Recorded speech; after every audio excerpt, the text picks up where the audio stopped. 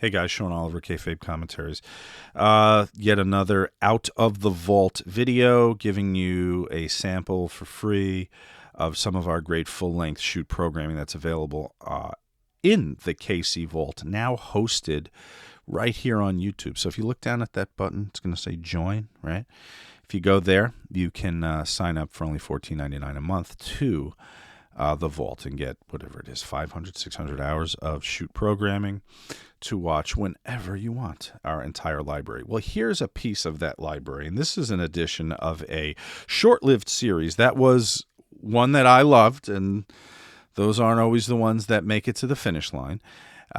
It was My Side of the Story, and what this was our getting two talent in that had a legendary feud and interviewing them separately about their time together, comparing the answers, and then bringing them in together to talk for the last segment about that feud. The idea came from a book. My first daughter was very young at the time, and my wife came across this book in the bookstore. It might have even been a Disney book. It was fairy tales. You read it one way, it's like from the princess's point of view. Then you turn the book over and you read it, the pages backwards. And the backside of all the pages was the story like told from the witch's point of view. So I'm seeing that and I'm like, oh, I said, that would be great if we had two wrestling talent do that. And my wife was like, why am I married to you? So, she was right. She shouldn't be married to me when I'm buying my daughter a book thinking about Tito Santana and Greg Valentine, but I was. And this was the first edition of the show that we tried. It was My Side of the Story 1, Tito and Greg, separated for the first portion of the show where they're asked the same questions, and then we kind of edited their answers together to see how similarly or differently they remembered the feud. And then at the end, we put them together for kind of a sharing of what we explored in those times separately. Good show, good series. Didn't last. Sales weren't terrible. They weren't the home run that You Shoot was at the time, or the guest bookers were, and the cost was doubled for all these, with separate shoots and two guys who have to be at the same place at the same time and then need time apart. It became a headache. So we did two episodes that I still love and you'll still love, regardless of whether the series was canceled or not. You tell me. My Side of the Story, Tito and Greg. In Canada, on September 24th, 1984, Greg Valentine won the World Wrestling Federation Intercontinental title, in an angle where he cripples Tito Santana, forcing leg surgery. In real life, Santana did need a leg operation, and this was the perfect way to work it into the storyline. But that angle, and more specifically that title change, was the genesis of a wrestling feud that can go down as one of the greats. No big convoluted storylines with four-man stables were needed to produce this wildly successful war.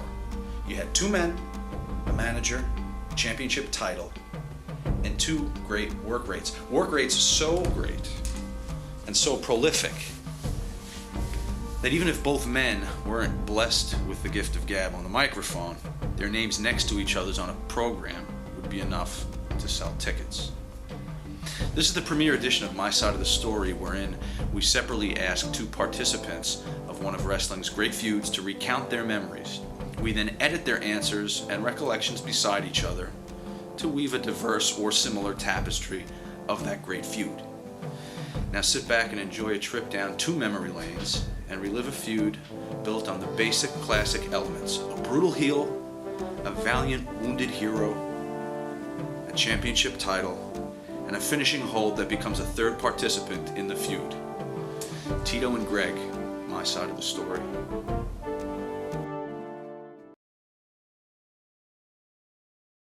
It was actually my second territory, which I started out in Atlanta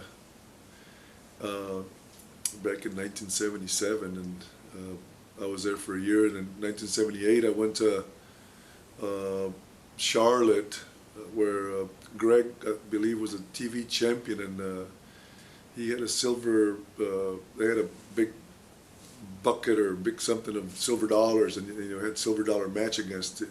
It was the very first time I ever worked against Greg, and I was still pretty green, and he was already working main event there in Charlotte, and I was scared to death, to work with him, and I ended up having a fantastic match with him for a silver, for the money match, and I think, I felt like we clicked, right from day one. There was a chemistry right there. I think it was in the Carolinas. In fact, I know it was in the Carolinas. I really didn't pay much attention to Tito because he was underneath talent. And I think he wrestled as Richard Blood, which was Rick Steamboat's real name. And I met him a few times there, nice kid. But I was in the main events, and he was just coming up. So really didn't get to know, you don't get to know the underneath talent that well unless, you lived in the surrounding area real close together or something.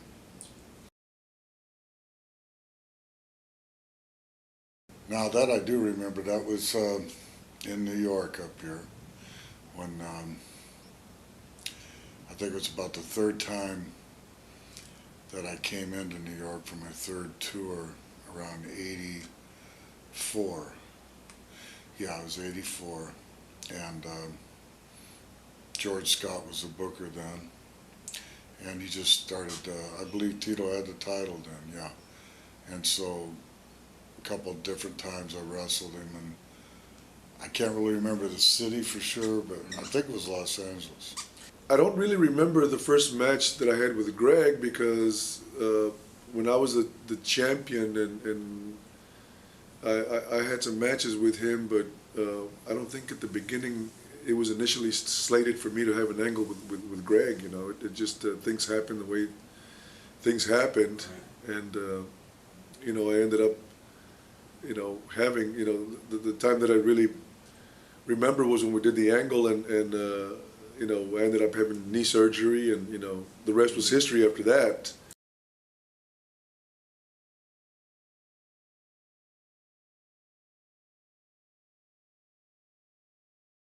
Yeah, witchies. Yeah.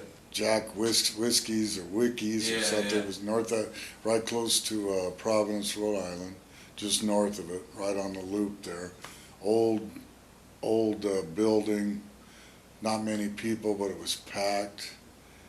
And that's where I first wrestled? First time, and only one time. July 20th, 1979, and you didn't touch again for 5 years until 84. No wonder I didn't remember. He was much more experienced than I was, and I knew that he was a guy that had drawn money before. He had a reputation for somebody that drew money, and the reason that I believed that he drew money was because his work was so convincing. I kind of wished that I could do something with him, but I had very little say to see who I was going to work with, and I wasn't Hulk Hogan, so Hulk Hogan picked his opponents. I didn't have that luxury. Yeah, actually, Ted DiBiase knew him real well because they went to college together, and Teddy was in there with the North American title, which became the Intercontinental title. So I got to know Tito then, and I guess I met Tito in the late 70s before I went to New York. So I met in Charlotte. I met him probably 77 or 78 when he was Richard Blood. So then I worked with him 79, like you said there, you got it on paper. And yeah, it was just an acquaintance through other guys. I knew he was a good guy,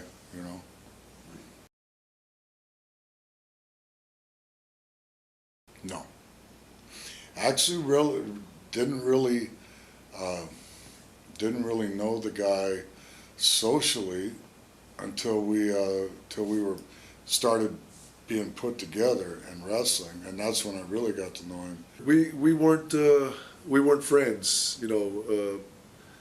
Back then, you know, kind of like the heels hung around with the heels, and the baby faces hung around with the baby faces, and we had a lot of respect for each other. You know, I didn't have any hate or, you know, we just didn't hang out. You know, I didn't run with Greg. You know, he had his friends that Beefcake and, you know, on the hillside, you know, and guys that he had known in the past.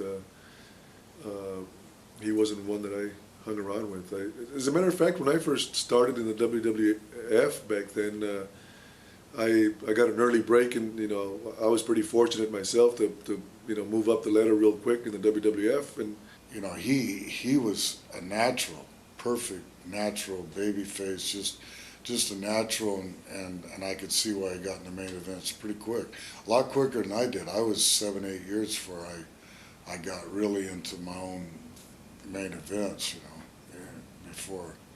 I think he got there a lot quicker than I did.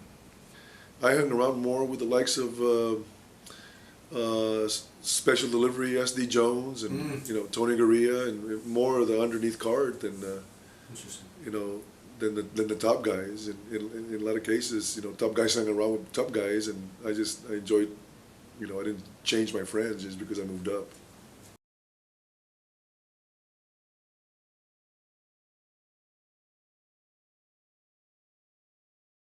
Well, here was the deal. He had the bad knee, and he had to get surgery. He didn't want surgery. Nobody ever wants surgery, but it just wouldn't get any better. So he went and told the office, and at first they wanted to put Paul Orndorff. They wanted to do the angle with Paul Orndorff. I know this for sure because George Scott was the booker. Well, Orndorff had missed a couple shots. He's kind of hard to get along with as far as the office was concerned. And I'm not saying anything against Paul. I don't know. Sometimes the office can make up things, and maybe the guy had a sick wife or he didn't feel good. All kinds of stuff. I'm not knocking that. But somehow that got into the equation of George Scott goes, well, if we don't think Paul's the right guy, how about Greg Valentine? He's got the figure 4 leg lock. Perfect. And then Vince was always a fan of mine, at least back then, as far as believability. He said, boy, you know, Greg, because George Scott told me that himself, Vince wouldn't really say it to you facial, but, you know, he just, you know, he wouldn't put you over face to face. His ego was too big, I guess. But he told George that I was so believable. So me being with the figure 4 and Paul not really doing what they wanted to do at the time, they slid me in that slot, lucky for me. And I had the figure 4, and it was a perfect thing. Well, I just had the injury, and I knew I couldn't go any farther with it. You know, it's as a matter of fact, I needed help. Andre the Giant helped me the night before, you know, get to my room after a match, and I just couldn't go anymore. You know, and I was worried. You know, and luckily. A lot of people don't know this, but on our way to TV, I just happened to sit next to Roddy Piper on the plane, and I told Roddy, I said, you know, my knee's gone. I said, I'm going to have to go in there and talk to Vince and tell him that, you know, hopefully he'll go for it, and, you know, maybe we can do an angle and you know, make some money off of this. And I asked Roddy Piper for advice because, you know, as far as I was concerned, Roddy Piper could talk to promoters better than anybody that I knew. You know, and he was lucky enough to help me. You know, and he told me, this is what you should do, and you should do this, and he gave me 3 things, and he said, if you can get 2 out of 3, he says you'll be doing good. You know, and one of it was a guarantee when I was going to be out for money, and another one, get an angle out of it, and I forgot what the other thing was that he told me that I should go for. Make sure I get all my medical bills paid for, because there was no guarantee that I was going to get paid for my medical stuff.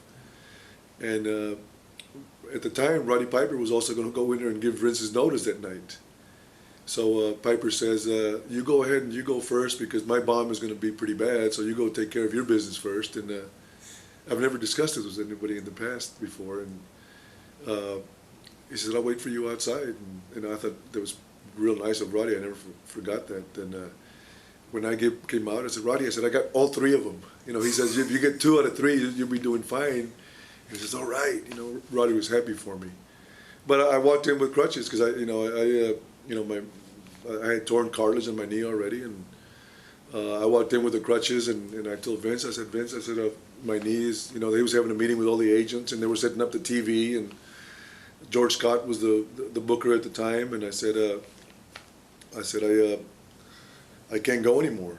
I said, we could do something tonight, and I'm willing to do that, and they taped up my knee pretty good, and I walked as normal as I possibly could, and that's what we did. We ended up going in, and Greg attacked my leg and put the figure 4 leg lock in. Before and after, I think I really can't remember. I just know that at the end he put it and cinched up in it, and we ended up having a pretty decent match, considering that my leg was totally gone. I mean, he was a pro, and I listened to him, and we ended up. So that was decided that morning in London, Ontario. Yeah, right. That's what would happen. Right. Wow. Okay. Yeah, it was once, because up until Vince saw me, he didn't knew that I had been hurt the night before. I hadn't made any phone calls, and I just wanted to wait to see him in person and talk to him in person, and so he could see me that I wasn't, BS and the injury. It was a legitimate injury. And the way we did it was a beautiful thing, because I didn't beat Tito with a figure 4 leg lock. He just kind of slipped and fell down, and I capitalized on it and beat him 1, 2, 3. And then when he was getting up, getting ready to get out of the ring, I Pearl Harbored him from the back, pulled him down. Then I put the figure 4 on him. Then the leg was broken. It got kind of real quiet after, Greg just wouldn't let go, and I just wasn't moving afterwards, and it got real quiet, and I really didn't understand. I thought, this shit isn't getting over, and then Greg says, when it's quiet like that, that's when they're buying it, and I didn't know that, and, because they were, what's going on with him, he's not moving, then they took me out on a stretcher, and everybody's just watching, they're not going crazy, with the heat. It is not necessarily the noise that's going to draw, That's interesting. So it was an interesting learning experience for me. Yeah. That's just, that was the icing on the cake. That's what really pissed everybody off, that, oh my God, he's already beat him, and now he's doing this. He's maiming him, and that was all George's idea. George Scott was an excellent booker. He was my mentor and everything when I was in the Carolinas, and he was Ric Flair's mentor, and really, really taught us a lot about the business. So when he became the booker here, I guess I was like a teacher's pet, sort of. Right. Before the injury, I know that they were considering me having a run and doing an angle with Paul Orndorff. And I mean, I used to have fantastic matches with Paul Orndorff. Before doing angles, our matches were so, people believed in them just like they believed me and Greg. And we had fans. I remember we were in LA one night and people jumped on his back, because they were so pissed off of, what he was doing, because Paul was a great, arrogant wrestling heel, completely a different style than Greg the Hammer Valentine. But both of those guys, you had to go in there and you knew you were going to work. And I think that's why, you know, we were so good together, because we were so, both of us were willing to work. And you know, our return matches, like, I don't want to mention any names, but a lot of people had return matches, and their return houses would drop. You know, ours would stay, or go up. I mean, we kept bringing towns up, and you know, I think we were the first group of, or the first angle that, you know, was away from Hulk Hogan, where we were also selling out big houses without having Hulk on the same card, you know, and we would come back on the next return match, and it would sell out again. And I mean, we had all kinds of gimmick matches, and I mean, we brought towns, you know. I'd like to say that it was we, but you know, we were used to, you know, taking the credit, but you know, there was also a lot of other guys in the card, you know, and our business was starting to get hot, but you know, I think that people came, you know, to see the main bout, you know, and we were part of the main bout. I think it was, yeah. That was, that's always the plan. But I think I was supposed to get it back again, you know. We did that in the Carolinas. That was the way George Scott would do it. It was his plan to eventually get the belt back, but I think you go through about 4 or 5, at least my style and Tito's style. I could go 4 or 5 times return matches around and around and around the horn, around the country, before he would get it back. And then once he got it back, then I could slide over and get it back again. But that never happened, because he went on to work with Savage. Yeah, it was pretty much, that's what they told me, you know, and, you know, a lot of people knock Vince and the father. I don't hear too many people ever knock the father, but, you know, Vince was always pretty up front with me. You know, he told me that that's what was going to happen. That's what happened. What George told me was something that made me feel better, was that he was going to put me with Beefcake.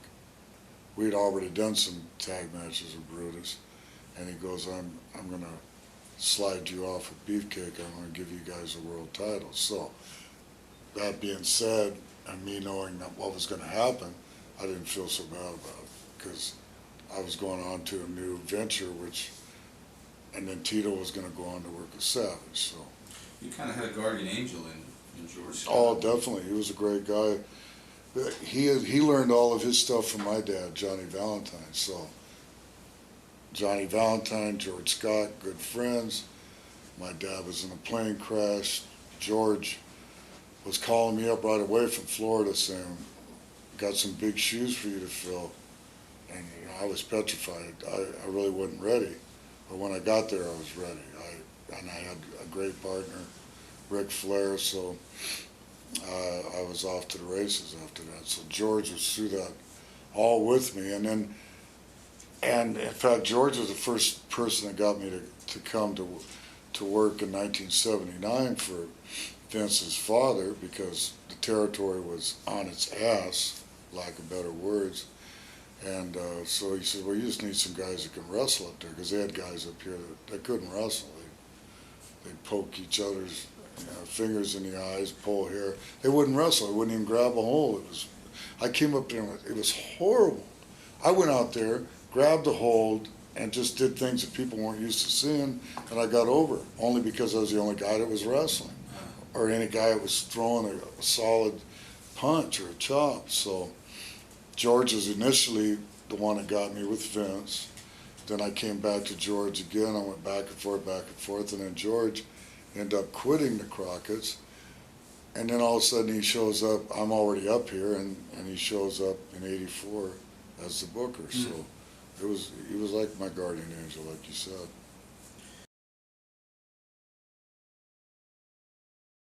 Well, I was trying. Well, I tell you what, I remember we were doing fantastic business. I mean, we didn't have to have Hogan on the card. You know, I'm not bragging about it. I'm just stating facts. We took Detroit from a half a house out there at Coba Hall, which is about $100,000 gate receipts. Took it up to like 500,000 in 3 different matches, and Boston and every place. Los Angeles. We took Miami from, which is doing about 30,000, up to about 80,000. Just fantastic, and the matches we had were so realistic that I credit that to part of the reason too. Plus, I was in my heyday as far as being a heel. I just had that timing, and Tito was just a perfect guy to do it with. And every time that I would get out of the ring and I'd still have the belt, the people would say, "Well, Tito should have won, but here he is. He's leaving with a belt," and that was the psychology of it. Mm-hmm. And to answer your question, mm-hmm. I'm getting away from your question there. George came up to me one night. We were in Poughkeepsie where they used to do television. He says, "They want to take the belt off you tonight." Now this is after I've only had it 3-4 months, and we're drawing all kinds of money everywhere. I go, "What?" They want to take the belt off you tonight because Morocco didn't show up, and they wanted to do an angle, and Vince is all pissed off, and he said, "Well, let's just take the belt off Valentine." And I threw the belt down. I said, "That's a bunch of bullshit. I ain't doing it." And I guarantee you, I would have walked out. I would have took the belt. I wouldn't have done it because I knew that was bullshit. Yeah. Because Morocco didn't show up. They're just going to pick on me and take the belt from me for this flimsy-ass crowd they had up. You know, it didn't make sense to me. You know, just to appease the people.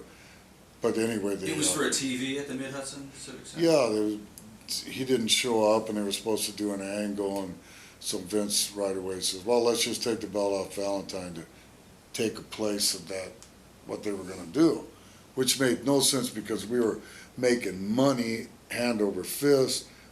And to be honest with you, I always did what the office wanted. Eventually, I might argue about it. On that occasion, I wasn't going to do it. I wasn't going to do it. That was bad business. I was just going to walk out, and they could have found me later on. I wasn't going to do it. But then they came back and says, "He's not going to do that." I talked him out of it. That was George. That was George Scott. Yeah. He thought it was a harebrained idea too. So I was only 3 months into the program. I think I kept it about 9-10 months. I kept it longer than I think Vince wanted me to. But the money was good. We were drawing money. Why kill the goose that's laying the golden egg at the particular time? You know, we were selling out without Hogan, and he was getting all the press. You know, me being, I had been a true athlete all my life, you know, and I was never, I was always a hard worker. You know, I made it all the way to the NFL. I didn't stay there long. I made it, you know, played in Canada also, and I wasn't a gifted athlete, but the hard work got me there, and I always figured that my hard work was going to carry me in wrestling, whether it was with Vince or you know, somewhere else. You know, I had a lot of confidence in, because I had some great teachers, and you know, and I learned the business. You know, I believe as a babyface, I was one of the best baby faces who could understand what a babyface role really was. You know, like if you have a couple dancing, you know, I was a great follower. You know, I could follow, and you know, I could, you know, and I could work with the small guy or the big guy. You know, and I knew I had it. I learned it. You know, I learned it. I knew I figured an intelligent person, and I was a very studious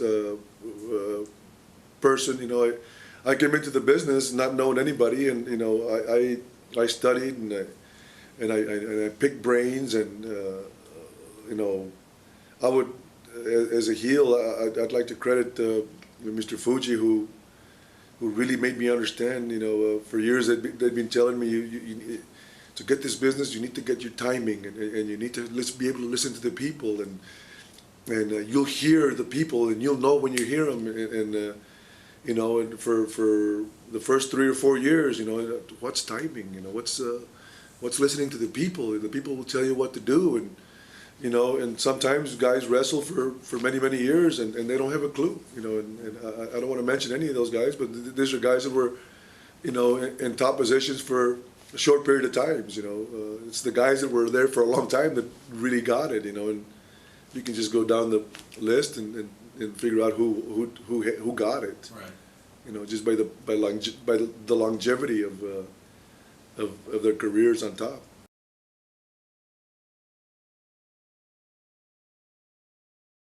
I came back after 1 month, but I didn't have this. I came back after 10 days after the surgery.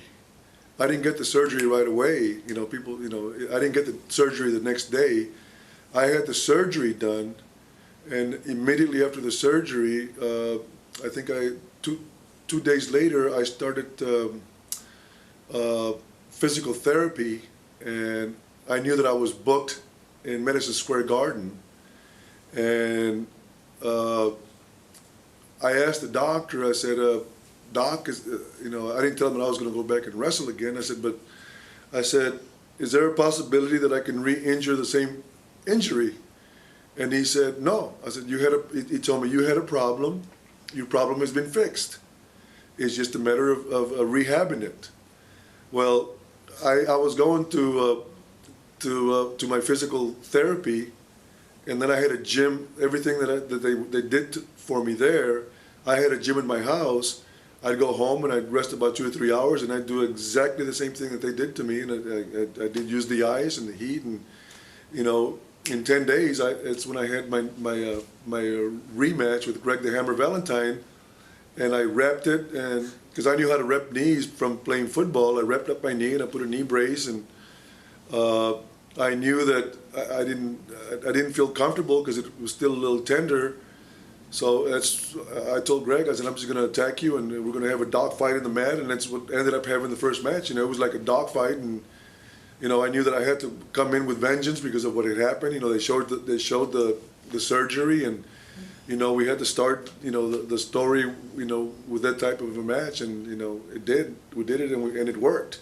It was orthoscopic surgery, which was relatively new back then, and I guess his leg wasn't hurt all that bad. They just took some stuff out of it with those, however they do it. I never had that surgery, and it's a remarkable thing. You can, in about a month, you know, you can throw away the crutches and start doing it. But you know, it wasn't 100%, no. And I don't remember that I think mostly I just let him go on the offense and I was on the defense when he came in, because I had all the heat that I ever needed. I just let him beat me up for about 30 minutes and I'd scoot out of the ring, you know. I really didn't hold him down that much. Didn't need to. I wanted the people were just getting off, seeing me get my ass kicked.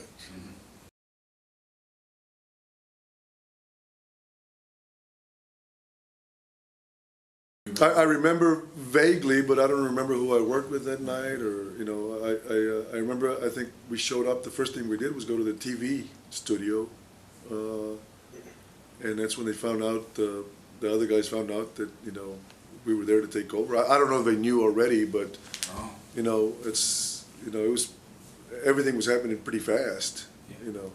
Yeah, because I never worked the Omni that much because Ole Anderson was a booker down there. He was hard to get along with, and just didn't really see eye to eye. And I really didn't want to work Atlanta. I ran on Sundays. We had Greensboro, so I never went down there that much. Just a little bit. I wrestled Tommy Rich one time down there, and a couple other guys. So it was strange. What was really strange is being on TBS, and it was WWF on TBS. That was strange. Same studio. Yeah, everything. But it was WWF, and Vince was there. But it was kind of exciting for me, you know, because, to be honest with you, I hated that Georgia territory because they never treated me with any respect. So I thought, oh, here I am with WWF. The hell with you guys, you know. I enjoyed that.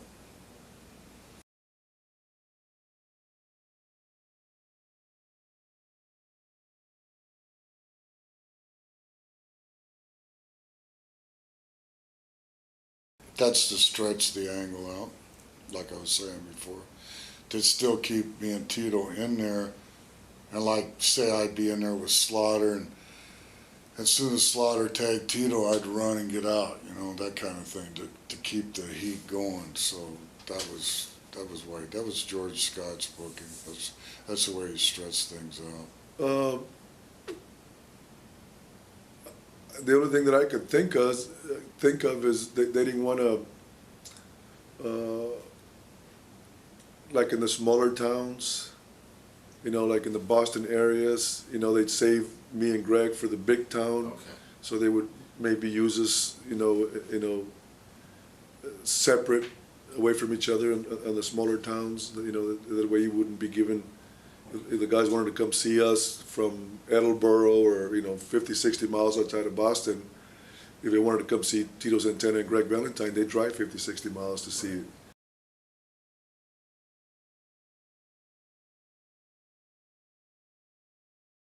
Because it was a national coverage, and George Scott wanted us to hit all the markets with our match to draw there, because they knew by then that we were drawing some houses, and they figured that if our match, WrestleMania wasn't going to draw because of Tito Santana and Greg Valentine, that Vince had already put so much money into it and so much extra stuff that they didn't need us.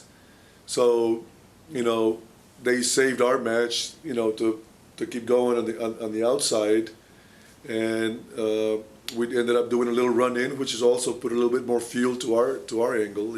It's they knew what they were doing.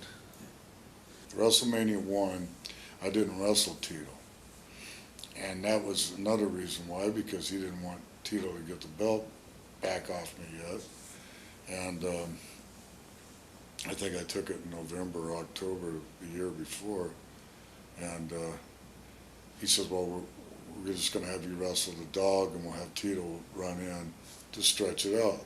So George knew how to stretch that stuff out, because in Charlotte you had a lot of talent, but you were limited with the cities, so you had to keep revamping that talent.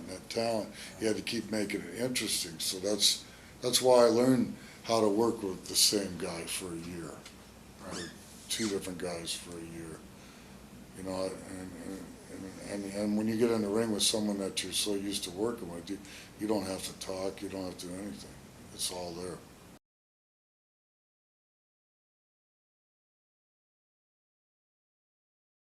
Probably a month, because we didn't know we didn't find out what the next move was going to be until we heard that we were going to start having the cage matches. We had other cage matches besides Baltimore afterwards, where I was already the champion. Like, as a matter of fact, we had a cage match in Salisbury the very next day, where I was the champion already, and that place was also sold out. Baltimore was sold out. We were the main event, because it was hard for us to know, because I didn't know how long they were going to take it, because we kept having no disqualification, no time limit, an hour time limit, tape fist matches, lumberjack matches. I mean, we had, I think Greg told me, Howard Finkel never told me, but Howard Finkel told him that we had the longest feud of anybody in the history of the WWF. If you include everything before and after, Yeah. I think we worked with each other for close to a year and a half. Yeah. I knew about a month ahead of time before that. That it was going to be that week. Yeah, I knew a month out, because Vince knew what he was going to do for pay-per-views 2-3 months ahead of time. As far as house shows go, where WCW didn't know what they were doing until that day in the afternoon. It was a mess down there, and they would do angles and then not even follow them up on the road. Vince knew exactly what he was doing, and so I knew about a month out that they were going to do it in Baltimore, which I wasn't too happy about. I wanted to keep it Oh, because we were still drawing money. yeah. Or let me work with somebody else for a while.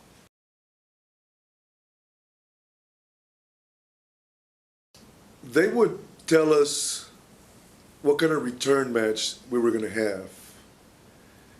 You know, so then we would work backwards.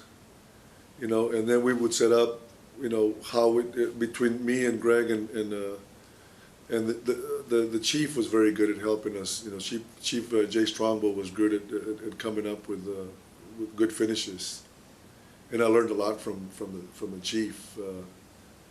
But you know, I had a little bit of input. Valentine had a little bit of input, and you know, the chief had the final say. But it always worked. You know, we had a purpose, and we were working for the purpose, and you know, hard work was. I mean, we worked so good together that I guess, you know, in this business there's a lot of backstabbing going on, and me and Greg never had to worry about, you know, either one of us backstabbing the other guy. You know, we were in there for, you know, to try to make as much money as we possibly could with each other, and you know, it was a good feeling to know that. You know, when Hulk Hogan would come into the arena, sometimes we'd get together and he said, God, I can't believe you guys sold out this place. And I can't believe, you know, it was a good feeling to know. Because before, sellouts typically were only where Hulk Hogan was at, you know, the big shows. And then all of a sudden, you know, we're also going to Detroit. We're also going to LA, you know, where there's over 20,000 people. And, you know, we're also selling out the arenas without Hulk Hogan there. Or Roddy Piper, or, you know, where we were the top names. Yeah. We did that all on our own, and the finish was a beautiful finish, where he came down over the top, and I was coming out through the door, and just as he came down, he slammed the door right in my face, and I flew back in. Then they told me to manhandle the belt and chew it up, beat it up, because they were going to get a new belt anyway. Who told you that, George? Yeah. So, yeah, we did all of our own matches. They wanted to, they told you who the winner or the loser was going to be.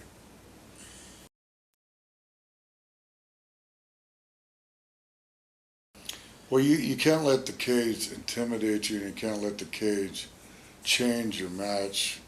I kind of ignore the cage as far as I go in there and try to really ignore the cage until we get into it. So, like, when I went out there, I would, like, you know, I'd sell it by looking at it and all that sort of thing. But if you go out there and just start throwing each other into the cage right away, it makes no sense. So we just went out there and started wrestling, and then we started throwing each other into the cage and the blood and all that. So you use the cage to your advantage, but don't let it rule your entire match. You still got to have a wrestling match. You still got a referee in there, or where was he? I guess he was in there, yeah. It was over the top or through the door, so there might not have been a referee in there. The ref was on the door. The ref was. That's right. That's right. Because every territory did it different, and but I was always told to don't let the cage intimidate you that much. You still just gotta wrestle and then use it once in a while, you know. Why the blow off in the cage? So it was always done like that.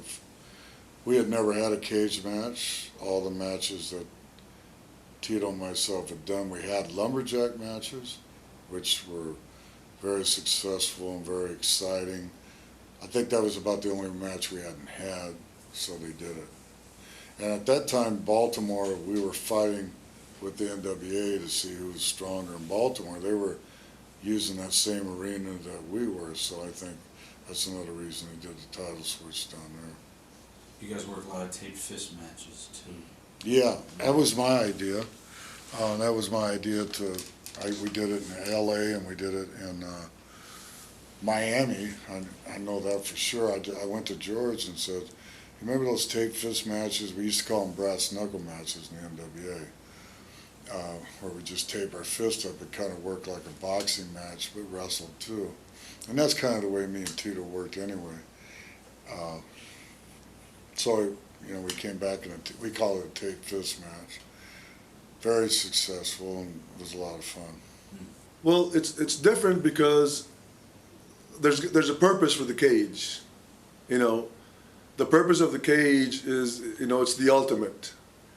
And, there is also a purpose on how to use the cage, and,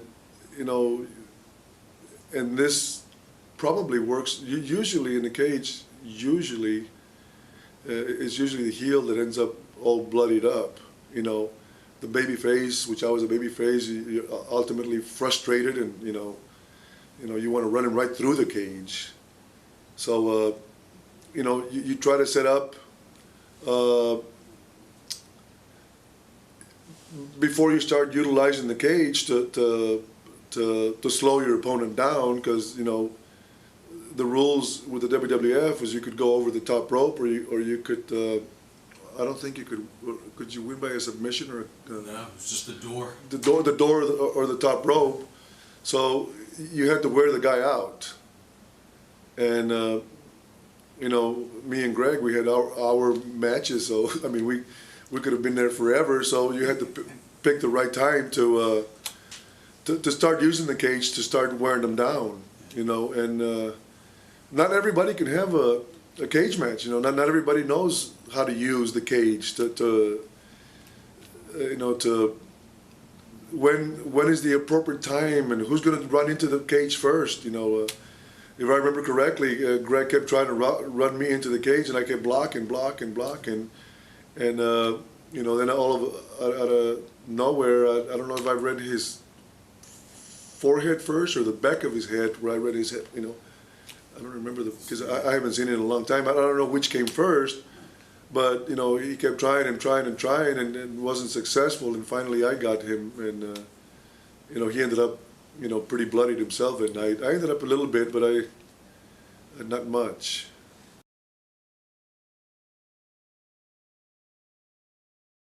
Gorilla Monsoon. Gorilla Monsoon was the one that came up with that.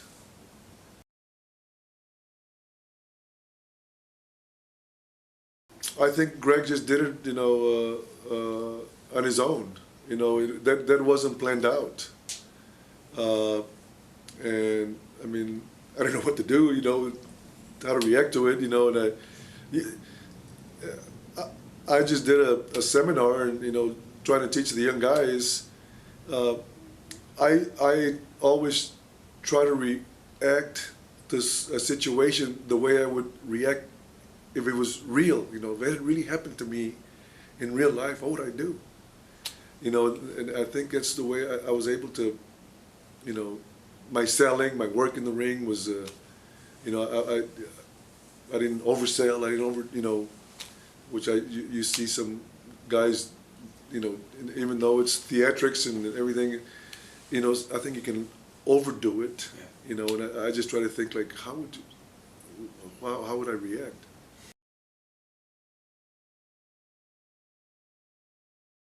Well, I wish I know.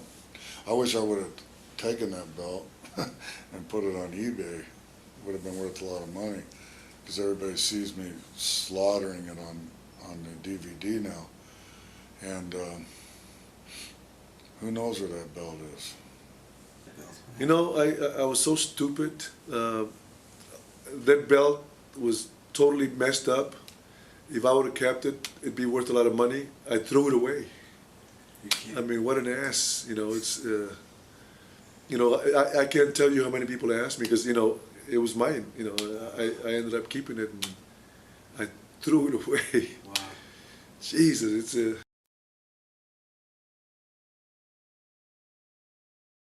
Mine. I thought that would be an excellent idea. Hey, I'm learning the figure four, I'm going to break your leg. So we did that back and forth. And why shouldn't he be able to learn it? You know, he's a wrestler. I forgot who was the one that gave us the idea of, I believe the storyline was kind of set that Jack Briscoe took me to the side and worked with me with the figure four leg lock and taught me, and, you know, I was going to come back and, you know, go after him figure four for figure four, and so that's where the idea of the figure four leg lock came. You know, and I never really saw Jack. You know, it's just a storyline that you know, because people knew about Jack as a world champion, and it was his finish, and you know, he was a great technical worker, and you know.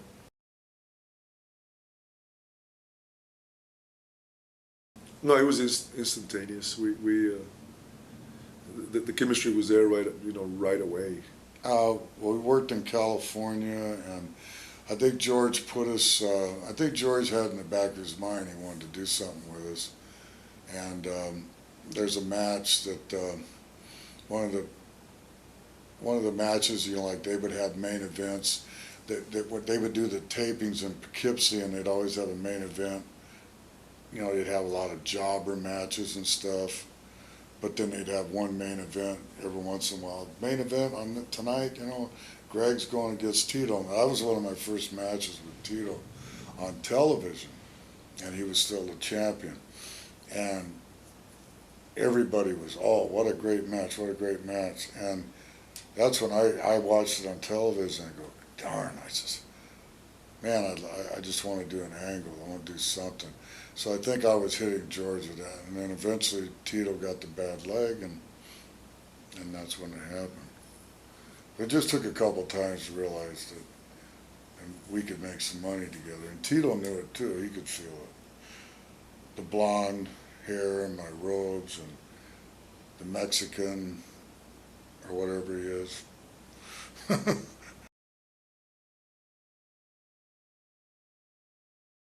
Every night that I wrestled Greg, and we wrestled all the time, and you know, I used to talk to my wife, and I used to say I've had easier street fights. You know, Greg and I, we wouldn't hold back. I mean, people believed it, and I think it's why they saw a finish, and I mean, I had a pretty good punch, and you know, Greg took a pretty good punch, and you know, we just didn't mind hurting each other. You know. We beat the heck out of each other, you know. And he didn't care if I hit him hard, because that's the way I work. You know, there's no pulling punches, because I learned from my dad. And but I don't break bones, and I don't break noses, and I don't bust people open. I mean, I might bust their chest open with some chops, but that was my style. Tito respected my style because I'd been on top 5-6 years longer than he had, and he saw what I did in the Carolinas, and I guess he saw how my dad worked, and Tito wasn't that loose either. I mean, he boom, boom, boom. I mean, he'd be hitting me on the face, and it hurt, you know. I mean, some of those shots came in there, but I would, you know, I mean, heck, this is wrestling. It's not a sport for pansies. I used to get so mad at some of the guys that didn't want to work with me because I hit them hard. Well, get out of the friggin' business center. You want to be hit hard, and I'll fight. And I've gotten real fights with guys out there that got mad at me because I hit them hard. I just hit them hard again. You don't want to work with me? You see out there that we're selling out. I don't know how they sell out now with all the fake, phony shit that they got going, but I learned how to sell out the arenas if I had the right guy to work with, which was Tito at the time, and make the people believers. They believed our match. They might not believe the match before us or the match after us. They believed our match. We were in the main event, and the main event's what drew the money back then anyway. So, and Tito respected that. He respected that, you know, no pain, no gain, so to speak. people believed it, you know. People really, you know, they believed it because we did our interviews, and we followed up on our interviews. You know, whatever we said on the interviews, that's what we would do. And I learned early on, and I forgot who was the one that taught me this, but they said, don't make a promise on TV if you're not going to do it. You know, if you're going to say something, go out and do it, and people start believing in you. Mm-hmm. So, you know, whatever I would say, you know, I'd go out and do it. And, I mean, you know, people used to talk about how much fire I had. Well, whenever I made a comeback, you know, I was a good seller. And then when I made a comeback, I would go until I was exhausted. You know, I'd go until I just couldn't go anymore. And people, you know, people said, and people come up and talk to me and they tell me, you just had so much energy, you know. They didn't know that the energy stopped when I stopped is because I was out of energy. You know, it was pretty much, you know, even though I was in good shape and, you know, stuff, you can only, you know, keep it up there, you know, for a certain period of time, you know. Yeah. Then you have to rest a little bit in there, you know, somehow do something where you can get a chance to rest in the match.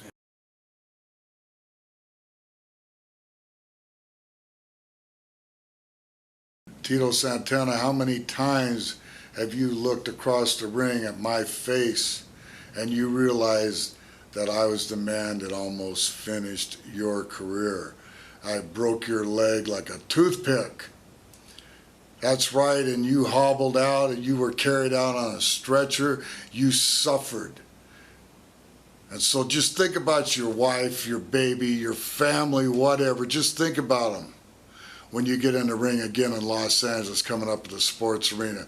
I want you to think about your family first, because then if you think about your family, then maybe you won't get in the ring with Greg the Hammer Valentine, the guy that manhandled you, the guy that treated you like a puppet on a string, because I'm going to do the same thing again. You better kiss your babies goodbye and your wife goodbye, because you might not see them again. Or they might have to come out to Los Angeles and stay with you in the hospital, because that's what's going to happen, Tito. Why don't you just forget the whole thing and don't show up? Because I'm sure they'll find a suitable opponent. Because remember, I'm the man that beat you once, twice, 3 times. I broke your leg. You were carried out on a stretcher. You spent a month in the hospital. You can go through all that again. But why do it? Why don't you just quit? Don't show up. But if you do show up, Tito, the hammer's going to come crashing down one more time, and you're going to feel the pain and think about your leg when I put that figure 4 leg lock on you again. Valentine, I've been chasing you for a year and a half. And the night or the day that I had that surgery because of you, it's like it just happened last night. And I guarantee you, after that cage match is over, your intentions were to get rid of Tito Santana once and for all, but it has backfired. You have done everything in your power to get rid of me, and it hasn't worked. And the only reason you're still wearing that belt is because you figured every way to get yourself counted out, disqualified, outside interference, but now we're in the cage match.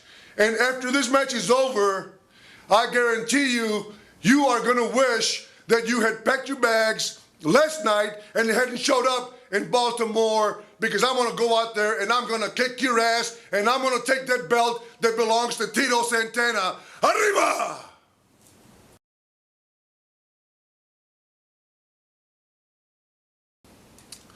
No, because, I mean, I used to tell him that, and you know, because Greg used to lay him in, and, you know, I used to lay him in. You know, the harder he hit me, the harder I'd hit him, because I have a pretty good punch. So, you know, the only thing that I didn't like is his chops, but whenever I try to chop him back, I never really get good shots in his, you know, with Greg, and you know, he'll still does that, you know. Well, we call those potatoes, and they're accidents. And you never heard Tito cry, and I sure in the hell wasn't going to cry either. But you know, we would go, ooh, you know, like, man, that was kind of stiff. Sometimes, you know, But it was, I don't remember any nights like that between me and Tito. I remember hitting other guys and they'd get mad and stuff, but not Tito. And we were having such a lot of fun with it. And to be honest with you, I think I like a little bit of pain myself. So as long as my teeth aren't being knocked down my throat or something, To me, I would think, and I see Ric Flair and I used to see Greg, they give a fantastic chop and it pops and the people woo, but then they do it again and it becomes less effective and less effective. To me, if you give me one good chop and let me sell it, that's all you need, because the next one's going to be less effective and less effective. Move on, do something else. And it hurts too much to be sitting there and taking shots like that where they don't really mean anything. One good one, it's very meaningful and, you can sell the heck out of it. Well, they hurt so much that another one, I'm not going to sell very good, because I don't want another one. And, so it took Greg a while to figure out things that, I didn't like, don't do them. We can do, there's other things you can do in a match to get the match over, I never really felt that, that he went, overboard to hurt me, and I never went overboard to hurt him.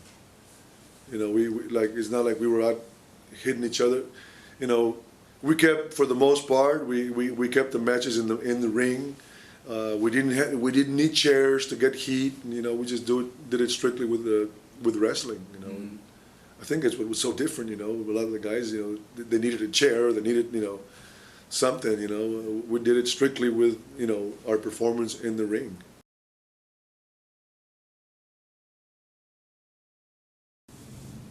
Not necessarily, because the way Greg and I saw it, we didn't want the heat on the managers. We wanted the heat with each other. We didn't utilize either manager to get cheap heat during the match. If I don't even remember ever, but if we did, it would be very, very little. It was usually between him and I. Captain Lou went on to be a babyface manager, and Jimmy Hart was brand new, coming in from Memphis. And it's hard to say which one I like best. I think Captain was fine, but he was more comical. I was more serious, and Jimmy Hart was kind of comical later on, but with me he was serious. And Jimmy would just get out of the way. He was kind of like the Grand Wizard. He would say his little bit, and he'd get out of the way, and he'd let me have the mic and go with it. And Jimmy Hart was not trying to get Jimmy Hart over. He was there to get his wrestler over. And so I would say Jimmy Hart was perfect match. He was smaller, made me look bigger, And, I thought, Jimmy's a hell of a guy. We're still great friends, too.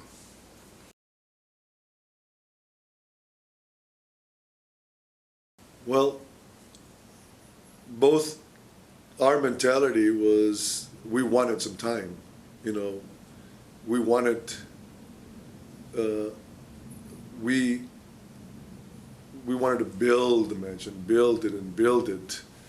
And, we needed to go between 20 and 30 minutes, we wanted that, and a lot of guys, on the other hand, wanted 8 minutes, we wanted time, we wanted to give the people their money's worth, and we always believed that when we got done, they got their money's worth and they would want to come see us again, because when they saw one hell of a match and the way we would leave the endings, they were also very, very believable, the endings, and then we would come back and we'd, make the endings more meaningful with our interviews. Yeah, I don't think we ever had a match under 30 minutes. So most of them were 40, 45-minute matches. They were long matches. I preferred it that way. It took me 15 minutes back when I was in shape like that. It took me 15 minutes to get warmed up. And the way I worked, wasn't a bunch of silly high spots and stuff. We grinded it out, and got it. We might start out fast, and then we get down there and we worked holds.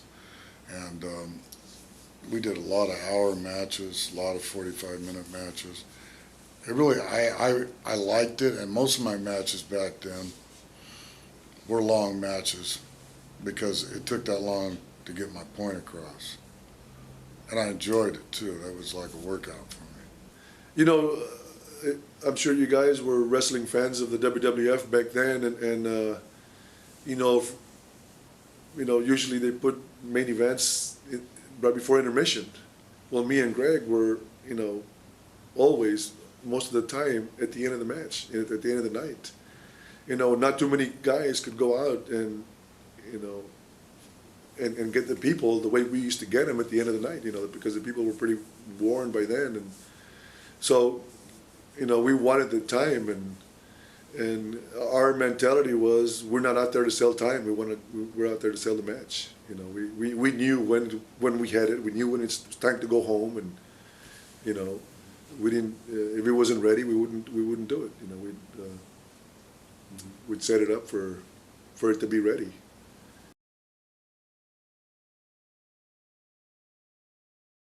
I could have, with the mindset that I have now, I see how easy it is to turn, because it's really nothing to it.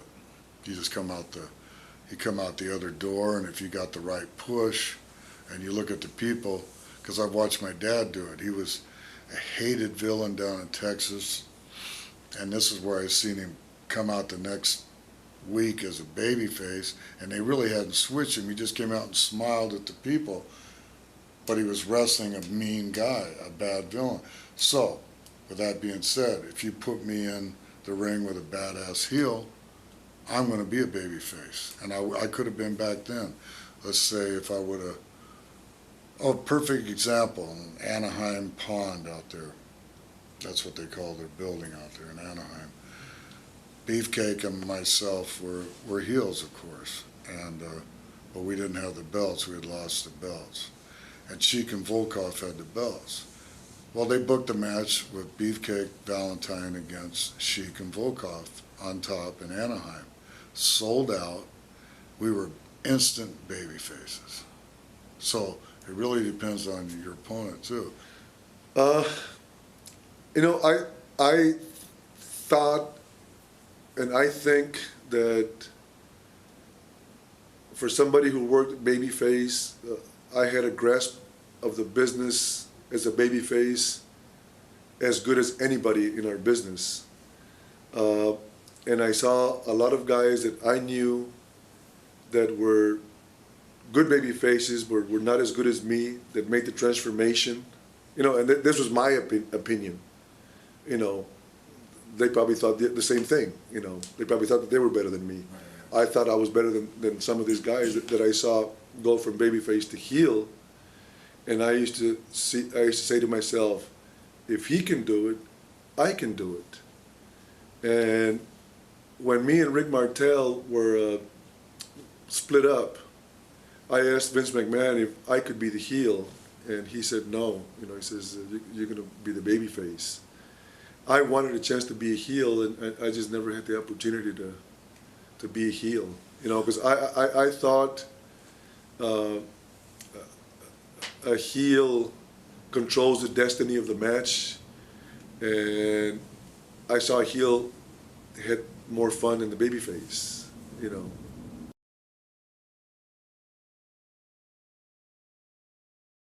It's got to be like a marriage, and not a bad marriage either. You got to take care of the guy. It was so easy for me and Tito, but we took care of each other. He needed anything, or I needed anything, we'd be there, because we're making a lot of money with each other, and we're proud of what we were doing. You don't think we were proud when we saw Hulk Hogan in New York, and we came back off the run where we sold out Detroit to the rafters in Boston, and then we came back and we saw him in New York, and that's when they ran New York on a Monday night.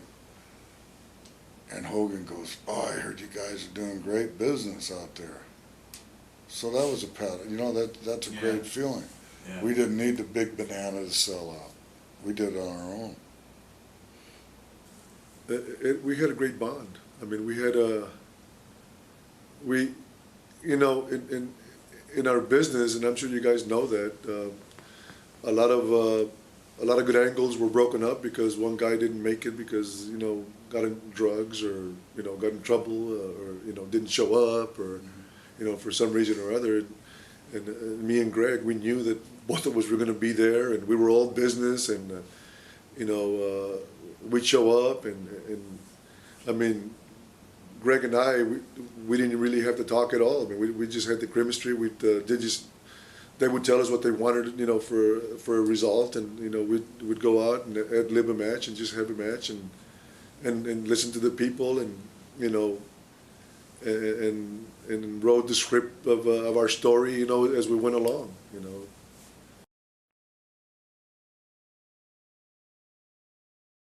I did. Him. But it was easier to be seen on me because he's darker, and I was used to doing all kinds of bleeding jobs down there in Charlotte, so I was real used to it, and that was part of the deal too. That especially if I was going over and I was winning the match, whether it be DQ or however, I was still going to have the belt. Towards the end of the match, and I didn't get juice the first 5-10 minutes or whatever that. I waited till the match was in full gear, 30-40 minutes down the line, and then I'd get the color, and then I'd have Tito false finishing me, 1-2 kick out, 1-2 kick out, 1-2, you know, and I'm bleeding, and people are, you know, it's all part of the setup, and then I slide out of there. I didn't like to juice. And when I was asked to juice, I did a shitty job, so they wouldn't keep asking me. You know, I didn't tell anybody this, but I just used to see the guys with scars, and I used to say, I'm not going to walk around with a forehead all messed up like that. Yeah, you're pretty clean. Yeah. I mean, I did get 14 stitches on a legit bump that I took in a match, but you know, I just did a crappy job, and I was so crappy at juicing, so they quit asking me. So once in a while, I'd get some. Greg would juice pretty good, so I'd get some of his and mine, and you know, I juiced. And it looks much better for me to bleed than Tito because I got the blonde hair. The blood goes all over the place. I'm better at it because the heels were taught to be better at it, you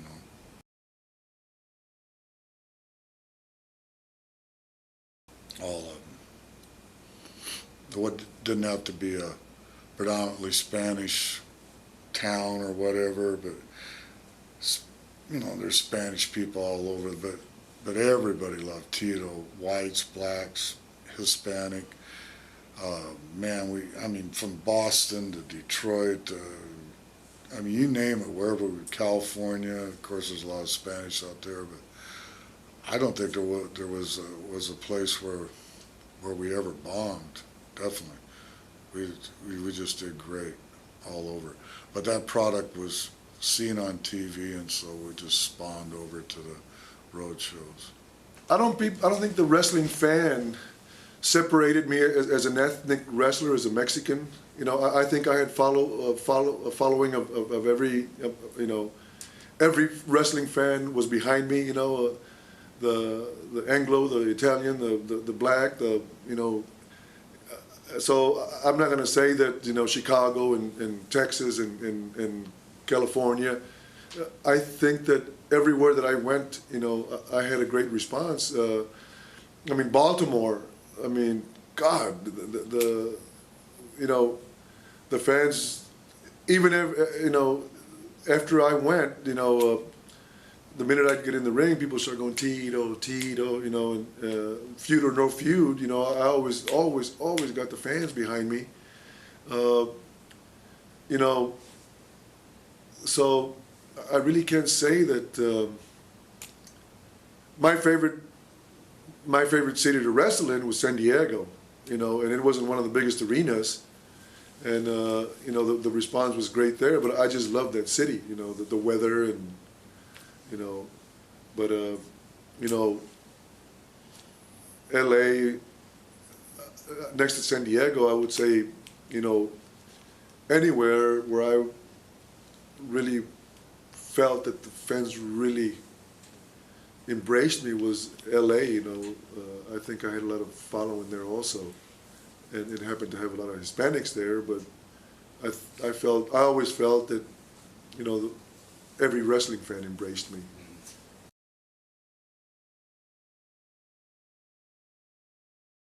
No, I don't think so. I don't remember working with a legitimate injury. I think I remember working in St. Louis one night, and it was in the winter. I was sicker than a dog, and I had pneumonia.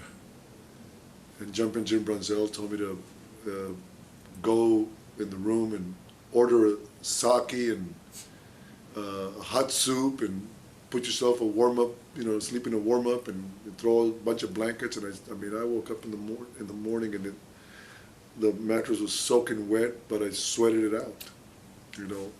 But we worked that night in St. Louis, and but you know, as far as injuries, we never, other than feeling like, you know, all beat up and sore and everything, you know, I never really, we didn't get hurt, you know. We took care of each other in the ring, you know. We worked hard, but we didn't do anything to hurt each other.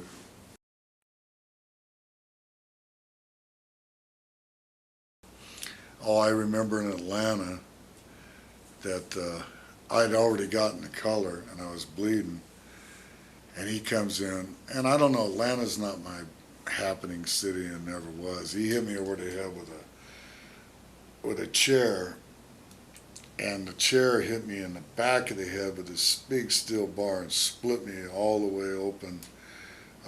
This would be right in here, split me all the way open to the skull, and I was bleeding profusely, and I didn't even know it.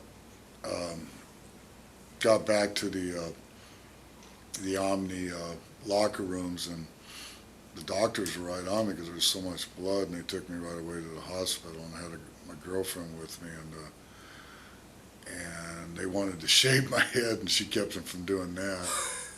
You can't shave his head, he's a wrestler, you dumbasses. And so they sewed me up, and the very next night I went to Baltimore and wrestled against Sergeant Slaughter.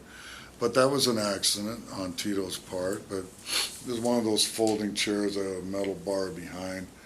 Oh, that hurt. That's the only thing I can remember. I believe I was wrestling with Greg in Los Angeles. I think it was Greg. And we're going to go in there and we're going to start wrestling. And Dr. David Schultz went into close to the ring and started creating a ruckus, and he was upset for something. And I remember the cops had to handcuff him and carried him out. You know, illegitimate. You know, it wasn't a work, and you know, we didn't know what was going on. So there was a big commotion, and we just stopped wrestling. You know, we just stopped. You know, we just grabbed a hold and settled down. This is, you know, nobody was paying attention to the match. Right. You know, so we just grabbed a hold and we stayed there. So you two were in the ring. Right. And Schultz comes to ringside for some reason that you don't know. I didn't even see Schultz. You know, we just found this out later. We just knew there was a big commotion, you know, outside the ring, and everybody was looking that way, and you know, nobody was paying attention to us, and you know, so we were smart enough to figure out, you know, nobody's paying attention to us. I think it was Greg who was in the ring with me. I'm pretty sure it was.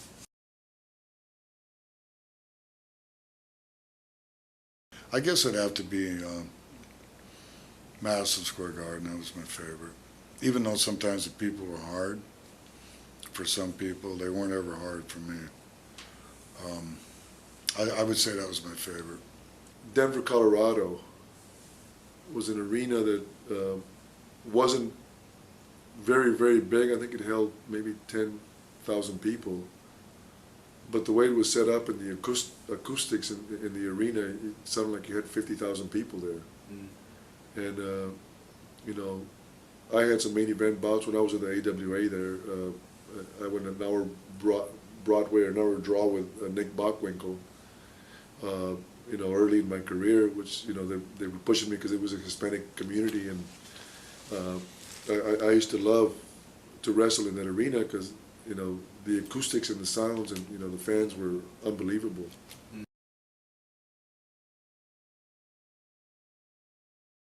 To be honest with you,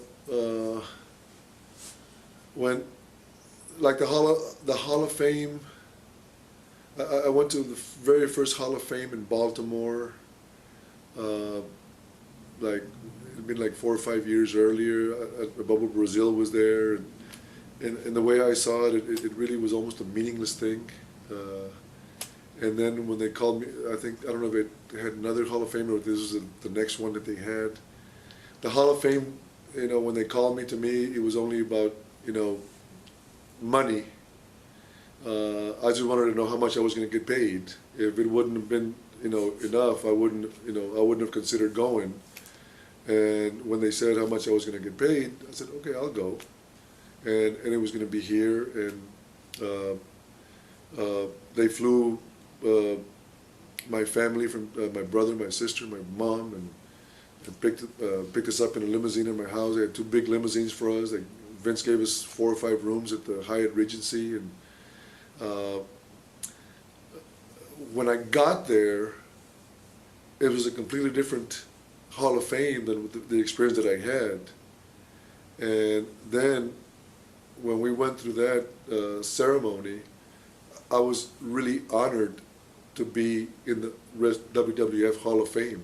You know, it meant, and I'm glad I did it. I'm glad the figure was good enough to have brought me there, because if I would have missed that, you know, I would have known what I missed. You know, up until now, it's something to be in the Hall of Fame. You know, it's they're acknowledging, to me, they're acknowledging all the hard years, all, you know, that I had. I mean, when I left in '93, I had been in the WWF longer than anybody else, you know, as far as a one straight run. And they were acknowledging all those years that I had been there, you know, and I believe that, you know, my feud with Valentine was, you know, one of the big reasons that I'm probably in the Hall of Fame. And when they introduced me on the stage, it was a tremendous pop, and we both had a tremendous pop. Yeah, it was fun being put in with Tito. It was great.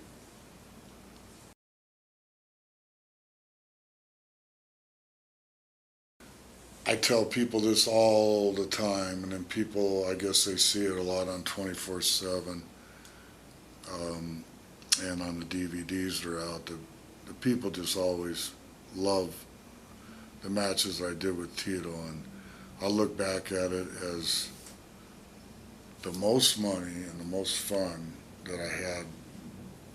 You know, and I did a lot of angles, a lot of different people, but that stacks right up there as the #1 with me. And I think you'll say the same thing. I knew I was involved in something very special. I knew that we didn't get pushed anywhere near as hard as some of the guys that were considered as some of the main guys. But yet I knew that our stuff was getting over, you know, without, you know, we did it, although we did get some, you know, because if Vince didn't want it to get over, he wouldn't have gotten over. But I think that it got over beyond Vince's imagination.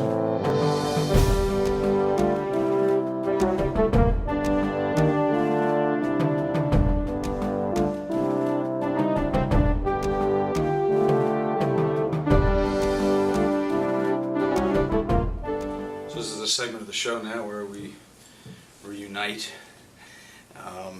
Tell me, both of you, we'll start with you, Greg. Where do you think this feud ranks in history, and why? Well, it's got to be in the top 10, definitely. Why? Number one, it was box office.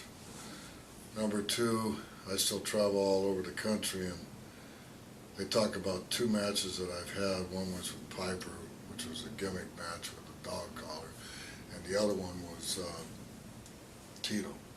And how remarkable the matches were and how realistic. So that's because they're pretty close to being realistic all the way, 99% anyway. So I would put it in the top 10 of feuds. Plus, we were in the WWF, which had the largest television audience in history, and at that time, it was number one, uno, and plus it's still out there. It's on 24/7. It's on DVDs, so it's up there. There's been a lot of great feuds, but they didn't have all the coverage. Tito? I agree, and the reason that it's not any higher than the top 10, I believe, is because, you know, I believe that Greg and I made this feud go far beyond what Vince McMahon and George Scott ever thought it was going to go. You know, like I said earlier, we didn't get the big push. You know, we weren't on the big plan. I think we accomplished more than they ever thought we were going to accomplish, and you know, even through the whole thing, they didn't really promote. The match sold itself. The returns sold themselves. You know, we didn't get promoted like you know, you didn't have to invest thousands of dollars to you know, to promote the matches. You know, our interviews and our work pretty much took care of it.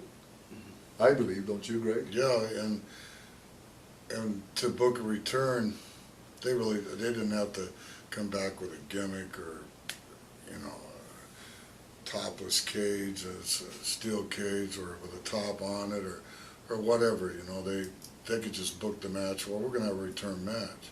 We're going to get to see that again because it sold itself. It's just like they gave us the ball, and you know, maybe they'll make a touchdown, maybe they won't. We made touchdown after touchdown, and sellout after sellout. So. When you look back, is there anything that the bookers did that you would have done differently with the two of you? Anything different? Yeah, than was done. Something, maybe an opportunity they missed, or they could have taken something a little further, or... Well, I thought they missed the fact that, you know, they couldn't wait to spin him off on somebody else, and maybe, you know, I'm not from that school, but they wanted to spin him off and work with Savage and wanted me to work in a tag team thing, so, you know, but I could have grabbed the belt again and gone on another year. I mean, we could have done that forever. Where I was from out of the Carolinas and the South and stuff, that's the way, that was their mentality, and they just like to keep things going and going and going forever. So, you know, that would have been my suggestion, to keep it going. But, you know, it was a big territory, a lot of talent, and Tito went on to good things too. But, you know, like I said before, I made more money with Tito than I did with anybody. Tito, was there anything they missed out on?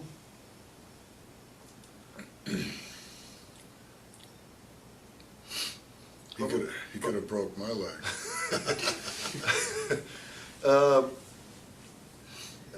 I feel the same way as Greg does. You know, you know, it seemed like we worked forever, but to me, and I'm sure Greg feels the same way, is the people couldn't get enough of our match, because nobody else, and I don't care who it is, was performing in a match and satisfying the fans the way Greg and I were. I mean, and you know, and I hate to keep, you know, it's no knock to anybody, but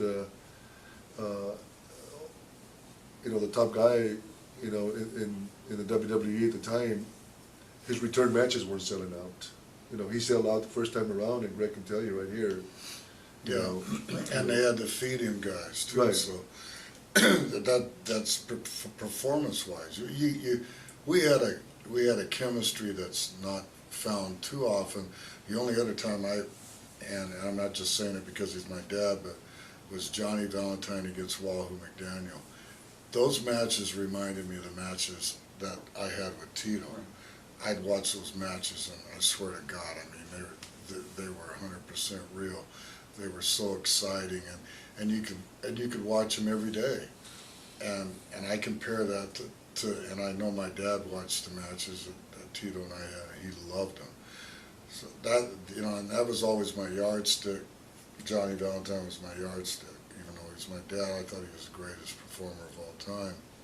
Psychology, and I mean, he didn't do the flip-flops and all that. You don't need to do that. And this guy just had a natural ability.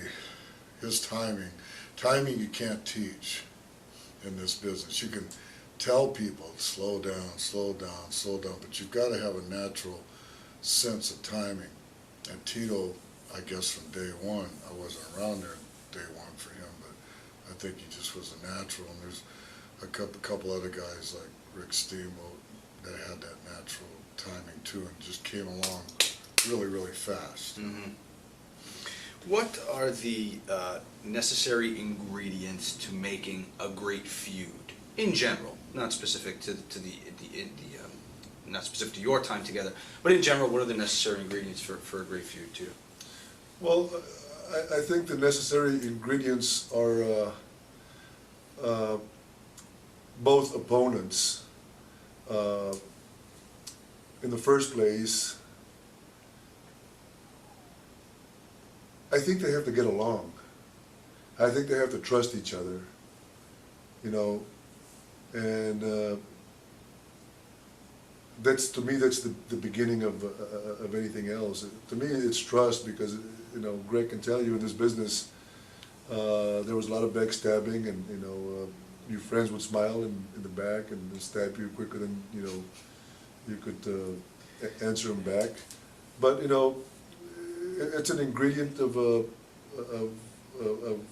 believing, trusting, and what you do in the ring at the time,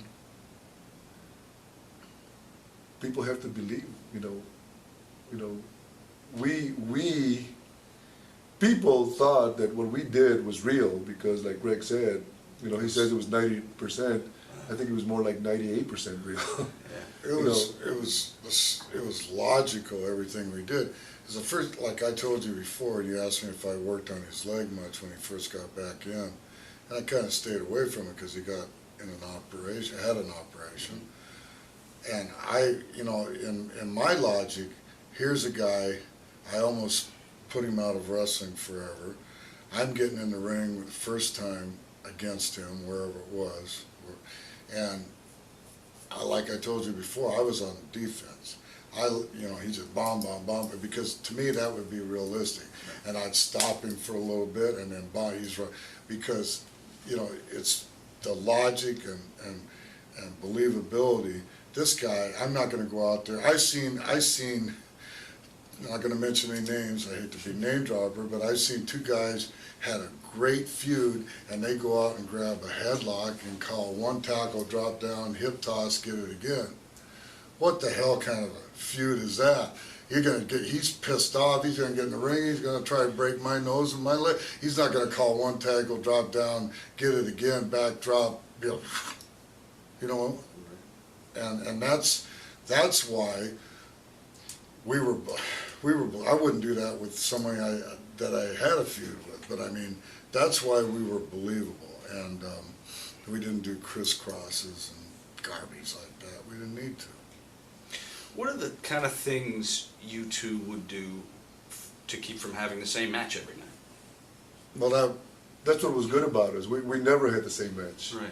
You know, I'm talking about, we might have the same match Monday and Tuesday and Wednesday. You know, we do the loop. Right. But, you know, the next, every return match was completely different. Right. At the beginning, the end was always completely different. You know, you know, and there again, if you compare us to somebody else, and some of the greatest minds and workers in our business, you know, and you'll watch them and they do the same thing over and over and over and over again, feud or no feud. One guy with a big nose, he repeats himself all the time. You see one match of his, you see all of them. I mean, and I'm not knocking it, it's just, that's the way it is. Those guys should think about things like that and then say, well, I have a habit of repeating myself, but I don't want to do that tonight. It just takes a little bit of thinking and just a little bit of logic, because you know, we never were caught driving in the same car together.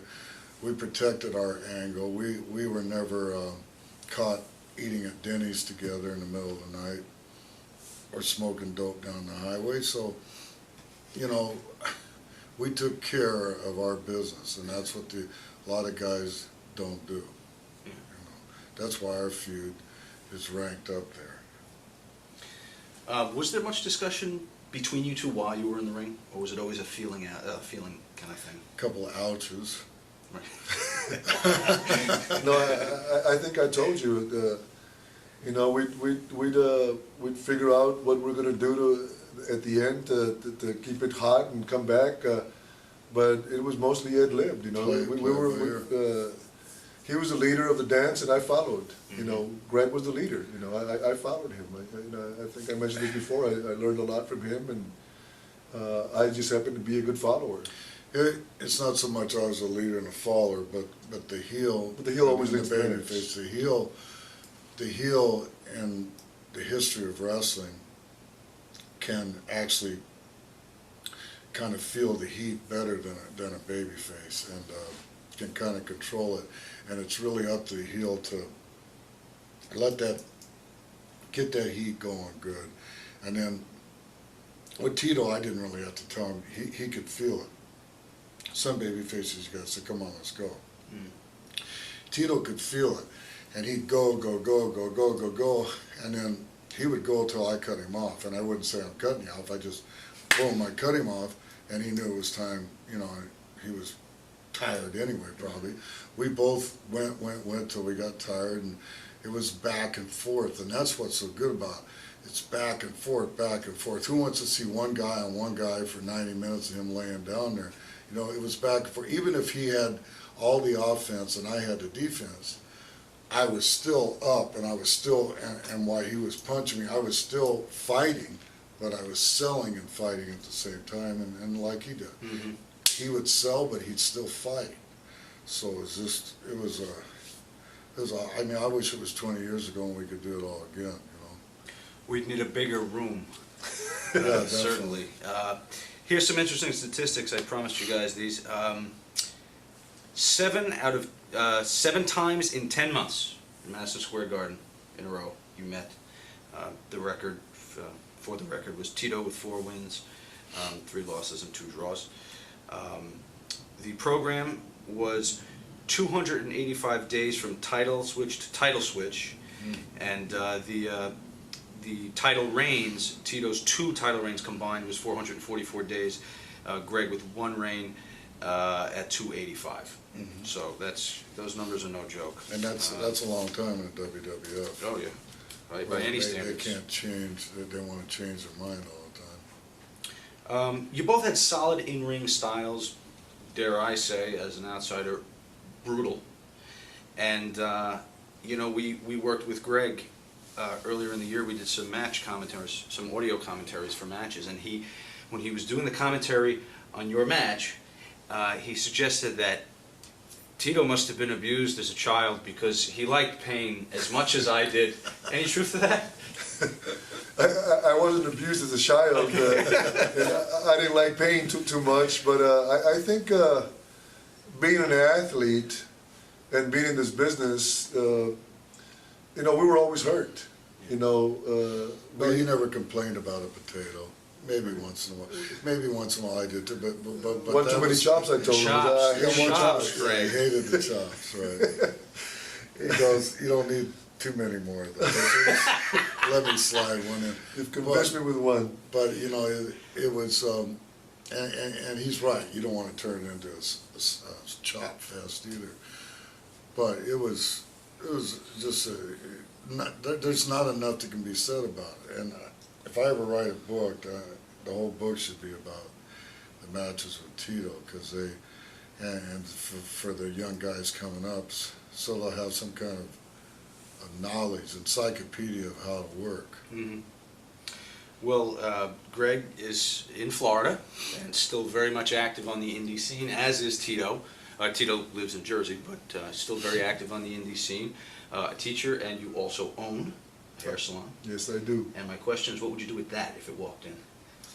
Got a little trim here. A little trim, I'd give him some nice highlights, you know, where those young girls would be looking at him, and then his wife would get mad at me because I know his wife. She's a good friend of mine. She was going to give me some highlights when I came out on a trip. She goes, I don't know why I do that for you. The girls like it.